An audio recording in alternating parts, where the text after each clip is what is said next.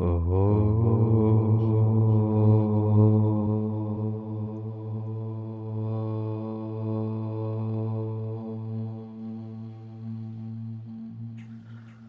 दोस्तों। आज हम बात करने जा रहे हैं वैदिक साहित्य के बारे में।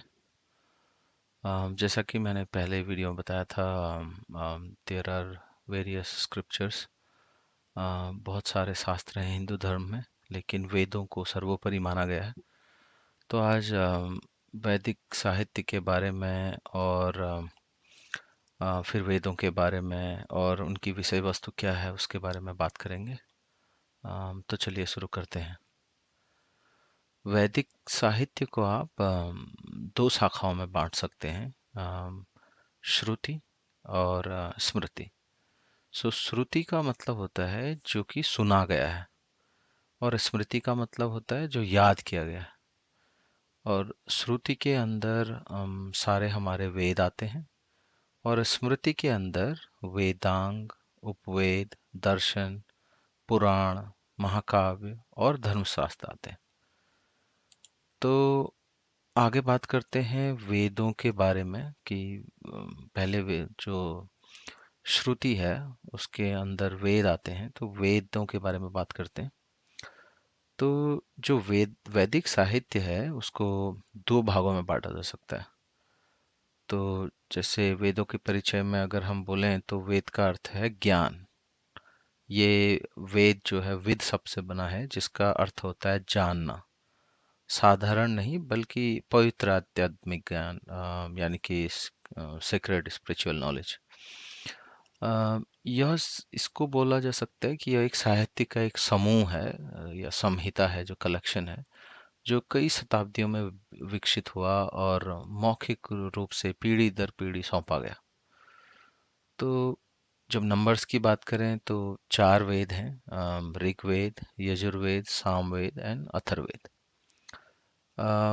और ये सारे जो हैं, ये वैदिक नाम की एक पुरातन भाषा में रचे गए हैं, जो धीरे धीरे शास्त्रीय संस्कृत में विकसित हुई। और अगर इवोल्यूशन की बात करें तो पहले वैदिक लैंग्वेज आई, फिर उसके बाद वैदिक भाषा के बाद संस्कृत भाषा बनी, जिसको हम क्लासिकल संस्कृत भी बोलते हैं। फिर उसकी उसी टाइम पे फिर पुरानी प्राकृत और पाली भाषाओं का यू नो आई, और उसके बाद इन्हीं भाषाओं से, पुरानी प्राकृत और पाली भाषाओं से आधुनिक भारतीय भाषाएं बनी, बंगाली, मराठी इत्यादि का उद्गम हुआ। साहित्यिक प्रस्तुतियों या लिटरेरी वर्क के आधार पर वेदों में तीन वर्ग शामिल हैं। तो अब इनके कंटेंट की बात करते हैं या विषय वस्तु की बात करते हैं कि इंट्रोडक्शन या परिचय मैंने थोड़ा दिया वेदों के बारे में। अब उसके जो साहित्यिक प्रस्तुतियां हैं उसको कैसे डिवाइड कर सकते हैं। तो कुछ विद्वानों को इनको तीन वर्गों में विभाजित करते हैं, और कुछ इनको दो वर्गों में बांटते हैं।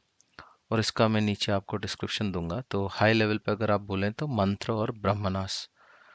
सो मंत्र के बारे में बोला गया है कि मंत्र ब्राह्मण योर वेद नामधेयम, यानी कि मंत्र श्लोक हैं और ब्राह्मण मंत्रों की गद्य व्याख्या है। इसमें हम आगे चर्चा करेंगे कि इनका मीनिंग क्या है, क्या अर्थ है। तो चलिए बात करते हैं फर्स्ट संहिता या मंत्रों के बारे में। जैसा कि नाम से ही इंगित होता है, यह एक भजन और हिम, श्लोक, प्रार्थनाओं, प्रेयर्स और आकर्षण यानी कि चार्म्स, आह्वान, लिटनी या इन्वोकेशन और यज्ञ के सूत्रों का संग्रह है, जो मंत्र है।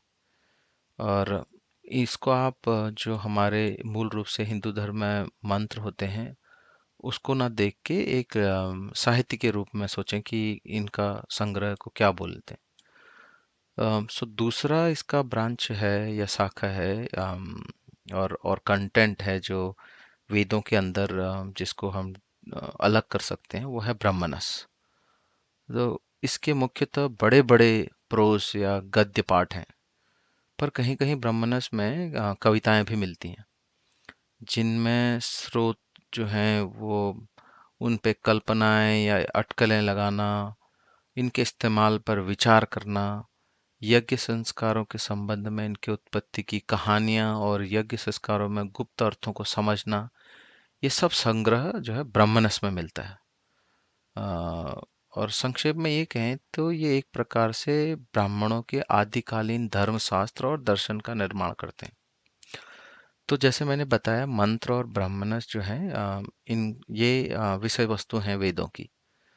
तो अब जैसे मैंने आगे बोला था कि तीन तीन भागों में भी विभाजित करते हैं। तो कुछ विद्वान जो है अरण्यकाश और उपनिषद जो है उसको ब्रह्मणस का पार्ट मानते हैं या ब्राह्मण्स का भाग मानते हैं। और ये ब्राह्मण जो है वर्ण सिस्टम वाला, वर्ण पद्धति वाला ब्राह्मण नहीं है, ये ब्रह्मणास एक टेक्स्ट क्लासिफिकेशन आप इसको बोल सकते हैं।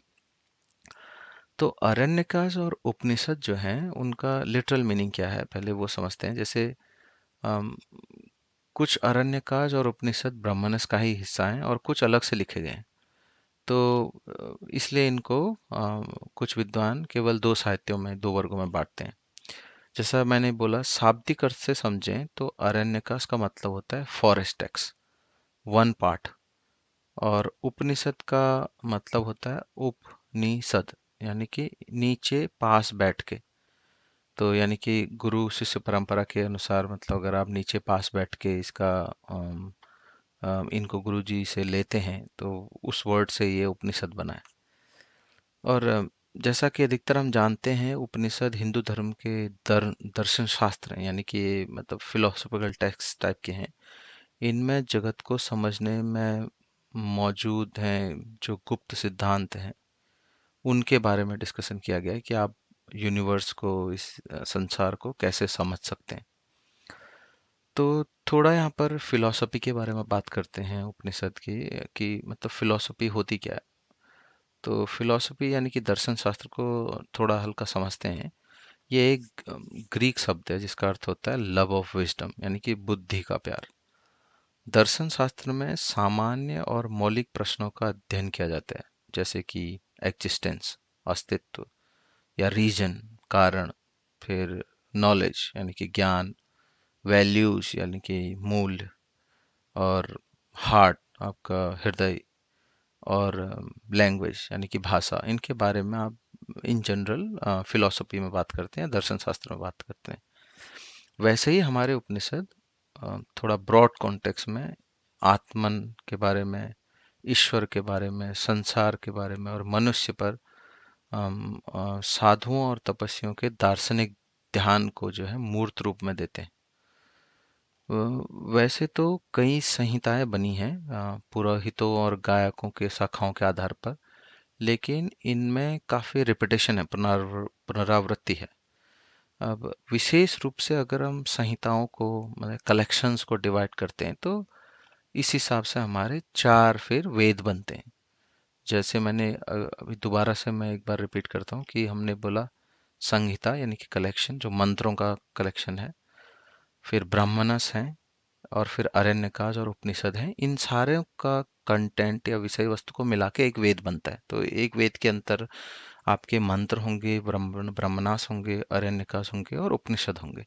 ऐसे हमारे चार वेद हैं, और चारों को बिकॉज दे आर कलेक्शंस या संहिता हैं, इसलिए हम बोलते हैं ऋग्वेद संहिता, यजुर्वेद संहिता, सामवेद संहिता और अथर्ववेद संहिता।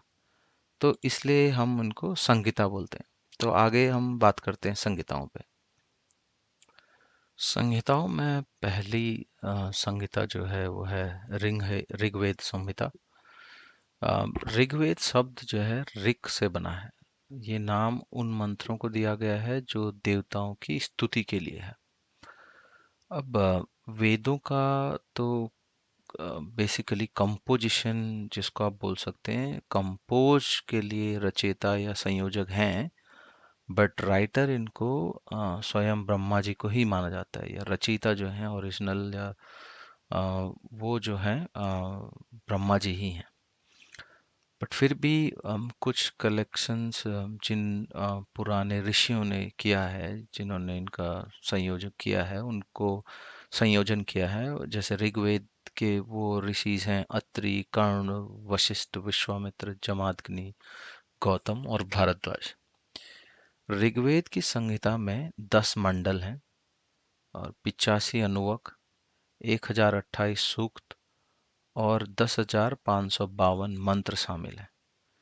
ऋग्वेद के सूक्त विभिन्न देवताओं को अर्पित किए गए हैं, जैसे इंद्र, मारुत, वरुण, उषा, सूर्य, भूमि, सोम, अग्नि इत्यादि। और ऋग्वेद की दो शाखाएं हैं, सकल और बसकल। तो जो ऋग्वेद के अंदर उपनिषद, ब्राह्मण और अदर लिटरेचर है, उसको दो ब्रांचों में कोई कोई इसको सकल और बसकल में बांटते हैं। दूसरी संहिता जो है यजुर्वेद संहिता है। ये यजुर शब्द से बना है, जिसका संबंध है यज्ञ, यज्ञ करना, या और यज्ञ का अर्थ है अनुष्ठान यानी कि रिचुअल। तो सारा अनुष्ठान का कलेक्शन जो है वो यजुर्वेद संहिता में मिलता है। और जो अधर्य इसके पुरोहित हैं, मतलब जो इन मंत्रों का उच्चारण करके प्रार्थना करते थे।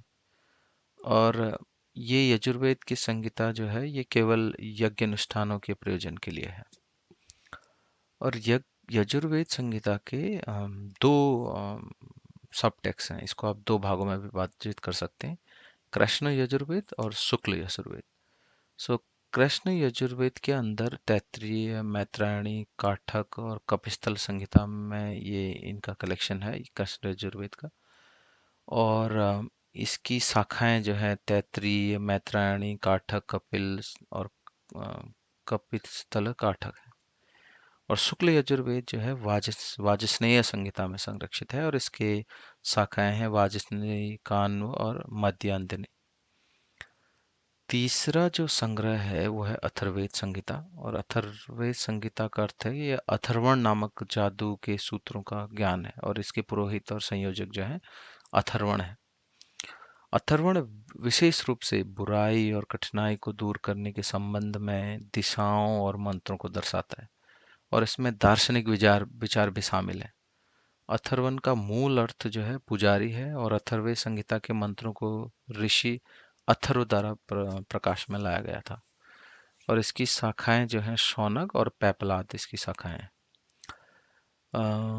और अंतिम है सामवेद संहिता, और ये सबसे छोटा वेद है या छोटी संहिता है। और इसका अर्थ है सामन। सामन नामक रागों या धुनों का ज्ञान, ये मेलोडीज का कलेक्शन है। और इसमें काफ़ी जो मंत्र हैं वो ऋग्वेद से लिए गए हैं, बट उनको मेलोडी के रूप में या राग और वे गीत के रूप में प्रस्तुत किया गया है सामवेद में।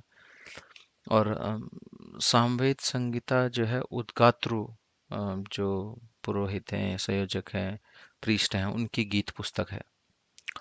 और इसमें एक इम्पॉर्टेंट बात यह है कि जब गीता में अर्जुन और कृष्ण भगवान का वार्तालाप चल रहा था, तो उसमें समझाते टाइम कृष्ण भगवान बोलते हैं कि वेद नामा साम वेदोस्मि। गीता के 10वें अध्याय के 22वें श्लोक में उन्होंने बोला है कि वेदों में मैं सामवेद हूँ, यानी कि मेलोडियस है। तभी मेरे को हमको ऐसा लगता है कि भक्ति से जो है कृष्ण भगवान काफी प्रसन्न होते हैं। तो ये वही कॉन्टेक्स्ट हो सकता है यहाँ पर। और सामवेद संहिता जो है इसकी शाखाएं हैं जैमिन्य, राणिक और कौथुम। अब एक बार इसके बारे में बात कर लेते हैं कि वैदिक साहित्य को अगर फुल एक आप कॉन्टेक्स्ट लें या पूरे स्क्रीन में स्प्लिट करने की कोशिश करें तो ये कैसा दिखेगा आपको। तो इसको बेसिकली वैदिक साहित्य को, जैसा कि मैंने पहले बताया, श्रुति और स्मृति में विभाजित कर सकते हैं। तो अगर श्रुति को देखें तो श्रुति के अंदर आपके ऋग, यजुर, साम और अथर्व 4 वेद हो गए। ऋग्वेद के अंदर जो है ब्राह्मण में ऐत्रेय और कौस्तिकी ब्राह्मण है, और आरण्यक हैं ऐत्रेय और कौस्तिकी, उपनिषद हैं ऐत्रेय और कौस्तिकी। यजुर्वेद के जो ब्राह्मण है वो है तैत्तिरीय, कृष्ण कृष्ण यजुर्वेद का, और आरण्यक हैं तैत्तिरीय, और उपनिषद हैं तैत्तिरीय, मैत्रायणी, काठक और श्वेताश्वतरम। शुक्ल यजुर्वेद में इसका ब्राह्मण है शतपथ ब्राह्मण, और आरण्यक भी शतपथ है, और उपनिषद जो है बृहदारण्य और ईशा उपनिषद इसके पार्ट हैं शुक्ल यजुर्वेद के। और सामवेद के ब्राह्मण है पंचवेद, षडवेद, जैमिन्य उपनिषद ब्राह्मण, छांदोग्य उपनिषद और ब्राह्मण। आरण्यक इसका कुछ कोई कारणक नहीं है सामवेद का, और इसके उपनिषद हैं छांदोग्य और केन उपनिषद।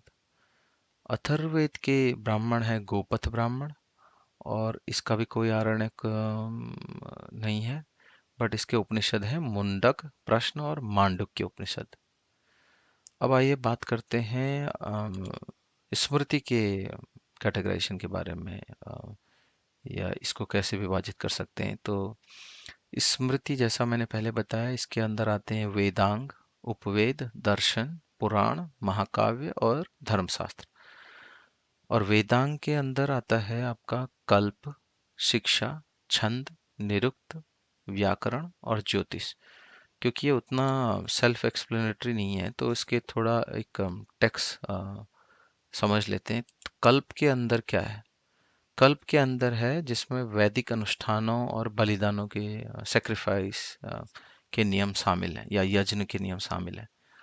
शिक्षा हो गया जिसमें उच्चारण का विज्ञान है, साइंस ऑफ प्रोनाउंसिएशन।